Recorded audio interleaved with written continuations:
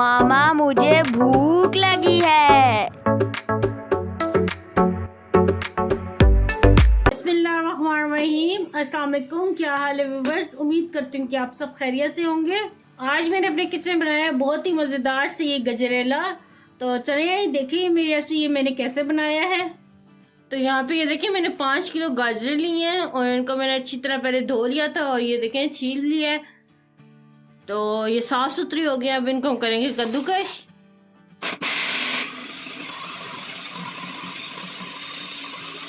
तो यहाँ पे ये देखिए सारी गाजर मैंने कद्दूकश कर दी हैं। तो चलते हैं अगले स्टेप की तरफ।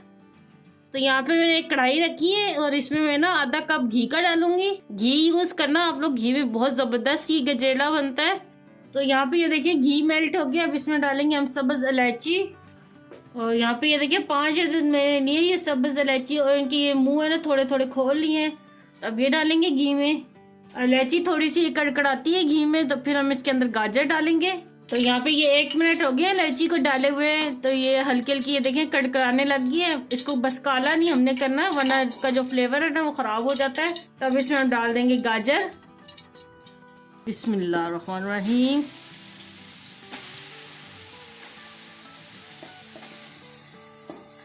तो अब यहाँ पे ये देखें गाजरों को हम हिलाएंगे। आज के इस टाइम थोड़ा सा तेज हम रखेंगे। तो गाजरों को मैंने अच्छी तरह हिला जुला लिए। तकरीबन 2 से 3 मिनट हो गए हैं। अब इसको हम कवर कर देंगे। तो अब इसको मैंने कवर कर दिया है उस टाइम तक जब तक ये गाजर हमारी गल नहीं जाती। गाजर में मैंने पानी भी नहीं डाला ना दूध डाला है, गाजर अपने ही पानी में गलेंगी। कवर करने के बाद ना आंच को स्लो कर देना है। तो ले जी 1 घंटा हो गया है। बिल्कुल स्लो आंच पे हमने गाजरों को पकाया था। तो ये देखिए अच्छी तरह गल चुकी हैं गाजरें। बीच बीच में आपने देखते रहना ये ना कि आपकी गाजर जल जाए। तो और अब इसमें हम डालेंगे दूध। तकरीबन मैं ये डालूंगी 1 किलो दूध। दूध डालने के बाद यहाँ पे चीनी डालेंगे। चीनी में डालूंगी तकरीबन 2 कप। बहुत तेज चीनी नहीं हम लोग खाते हैं, जरा जो मीठा ना वो कम ही हम पसंद करते हैं। और यहाँ पे मैंने बादाम को कद्दूकश करके रखा हुआ है। तो ये तकरीबन 10-12 बादाम थे, ये डाल देंगे और अब अच्छी तरह मिक्स कर लेंगे।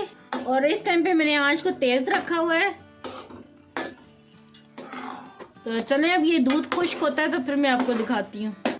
तो यहाँ पे ये देखिए दूध को मैंने अच्छी तरह खुश्क कर दिया है। इसको अच्छी तरह मुझे भूनते तकरीबन आधा घंटा तो हो गया है। तो चले अब आखिर में हम डालेंगे। यहाँ पे मेरे पास ये आधा पाव खोया है तो ये डालते हैं तोड़ तोड़ के। आप खोया ज्यादा भी कर सकते हैं अगर आपको ज्यादा पसंद है, तो कम भी कर सकते हैं। अगर नहीं भी पसंद तो ना भी डालें। तो वैसे भी बहुत टेस्टी है बना इस टाइम। साथ ही इसमें डाल देंगे यहाँ पे मेरे पास ये पिस्ता थे तकरीबन 8-10 और 8-10 ही काजू थे। तो ये मैंने कट कर लिया, ये डालेंगे।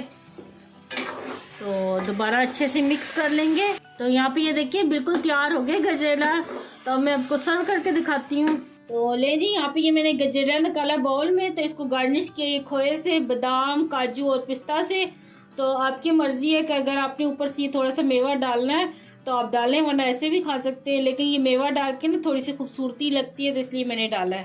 तो ले जी तैयार है बहुत ही ज़बरदस्त ये गजरेला। आप भी अपने घर में लाजमी ट्राई करना और मुझे कमेंट में बताना कि आपको ये मेरी रेसिपी कैसी लगी। मुझे दुआ में याद रखना। अल्लाह आपका मुनासिर हो। अल्लाह हाफिज़।